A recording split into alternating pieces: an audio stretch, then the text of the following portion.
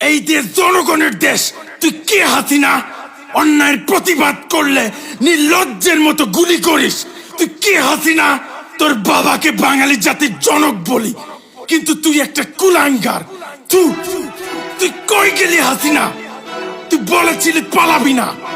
তোর আওয়ামী লীগ, ছাত্রলীগ, পুলিশ লীগ বেবাত্তা খুনি। কথা বলতে দিবি না, চিৎকার করব।